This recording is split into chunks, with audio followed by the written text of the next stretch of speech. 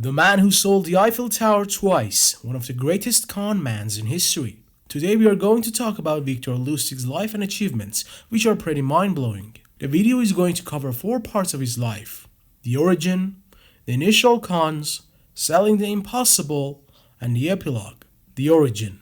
Victor Lustig, whose name according to officers at Alcatraz was actually Robert Miller, was born in a wealthy family in 1890 in the Austrian-Hungarian town of Huston, now part of the Czech Republic. He learned easily throughout his youth, becoming a quick study, but work did not interest him, and the young man preferred to use his intelligence for a much more lucrative activity: swindling. Signs of his talents for crime and bending the truth appeared early in his life as he started pickpocketing. Victor left Bohemia in 1909 and settled in Paris. He started out as a pimp, then embarked on Atlantic cruises to rip off wealthy old ladies. At the age of 19, while taking a break from his activities in Paris, Lustig took to gambling. During this time, he also sustained a defining scar on the left side of his face from the jealous boyfriend of a woman he consorted with. The initial cons. Many of Lustig's initial cons were committed on ocean liners sailing between the Atlantic ports of France and New York City. Amongst the schemes he pulled on rich travelers included one in which he posed as a musical producer who sought investment in a non-existent Broadway production. Lustig moved around Europe like a pinball, from Vienna to Prague to London and back again. He scammed using a bait-and-switch technique. One woman reported to Parisian police that Lustig had pretended to be a German count who had come into an inheritance and asked for a loan in advance on the money until he could visit an open bank. She agreed, and in exchange took a gold watch he offered as collateral. He vanished, and the watch turned out to be stainless steel and gold paint.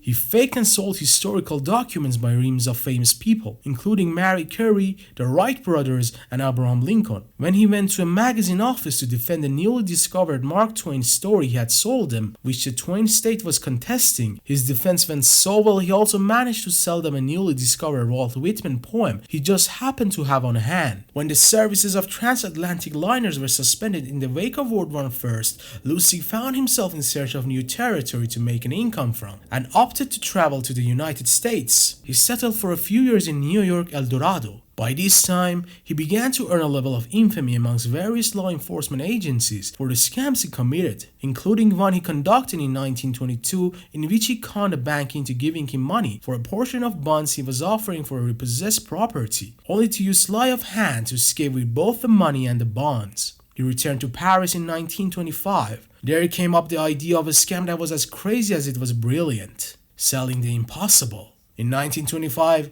Lustig traveled back to France. While staying in Paris, he chanced upon a newspaper article discussing the problems faced with maintaining the Eiffel Tower, which gave him inspiration for a new con. At that time, the Eiffel Tower was 38 years old and Parisians hated it.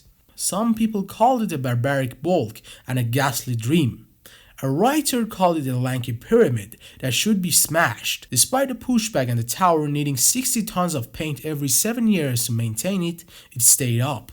At the time, the monument had begun to fall into disrepair, and the city was finding it increasingly expensive to maintain and repaint it. Part of the article made a passing comment that overall public opinion on the monument would move towards calls for its removal, which was the key to convincing Lustig that using it as a part of his next con would be rather interesting. He had toyed with phony real estate scams before, once selling the Tower Bridge in London, but this would be a much bigger challenge and a much bigger reward. It would be a true test of his gift for salesmanship. After researching what he needed to help him utilize the information from the article, Lustig set to work preparing the scam, which needed hiring a forger to produce fake government stationery for him. He took a room at the upscale Hotel de Crillon and paid off the staff to let him transform a basement storage room into an office fit for conducting clandestine state business. He had an accomplice date a woman who worked for the government to acquire official letterhead, then send letters to the city's most prominent manufacturing businessmen. The meetings began.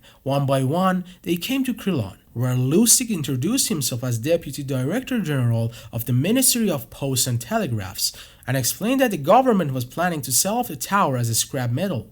Discretion was crucial. Lustig revealed that he was in charge of selecting the dealer who would receive ownership of the structure, claiming that the group had been selected carefully because of their reputation as honest businessmen. His speech included insight about the monument's place in the city and how it did not fit in with the city's other great monuments like the Gothic cathedrals or the Arc de Triomphe. During his time with the dealers, Lustig kept watch on who would be the most likely to fall for his scam and found his mark in André Poisson, an insecure man who wished to rise up amongst the inner circles of Parisian business community. The pair became fast friends. Lustig's partners recalled seeing them laughing together in Crillon lobby. When Lustig was called away on urgent government business, he brought Poisson along. A few weeks later, Poisson signed a contract outlining the terms. He had paid 1.2 million francs, or 4.2 million euros today, and the tower would be his to dispose of.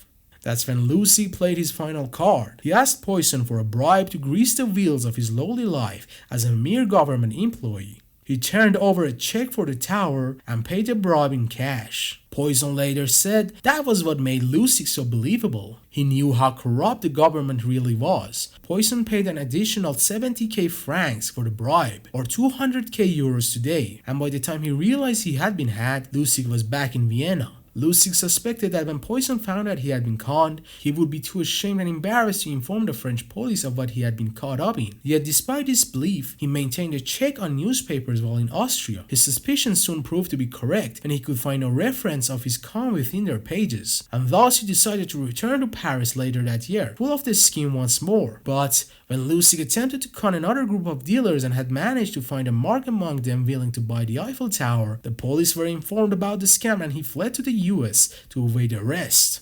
The epilogue. In 1930, Lustig went into a partnership with two men from Nebraska, pharmacist William Watts and chemist Tom Shaw, to conduct a large-scale counterfeiting operation. Watts and Shaw engraved the plates that would be used to print the counterfeit dollar bills, while Lustig organized a ring of couriers to distribute the forgeries, ensuring that they were kept in the dark regarding the production of the counterfeits. The operation managed to inject thousands of dollars of counterfeit money, nicknamed Lustig money, to the US economy each month for the next 5 years. Though the increasing amount entering circulation eventually drew the attention of federal agents. When Lustig's mistress, Billie Mae, learned that he was betraying her for a younger woman, she decided to take revenge and placed an anonymous phone call to the federal authorities. On 10th of May 1935, Lustig was arrested in New York and charged with counterfeiting. Although he openly admitted to his partner's involvement in the operation, he himself feigned ignorance in the matter. But Lustig's refusal to disclose information on a key found in his possession proved to be his undoing, as he was later found to open a locker in the Times Square subway station containing 51,000 in counterfeit bills and place with which they had been printed. The day before his trial, Lustig managed to escape from the Federal House of Detention in New York City by faking illness and using a specially made rope to climb out of the building, but he was recaptured 27 days later in Pittsburgh. Lustig pleaded guilty at his trial and was sentenced to 15 years in prison on Alcatraz Island, California for his original charge, with further 5 years for his prison escape. On 9th of March 1947, Lustig contracted pneumonia and died 2 days later at the medical center for federal prisoners in Springfield, Missouri. On his death certificate, his occupation was listed as apprentice salesman.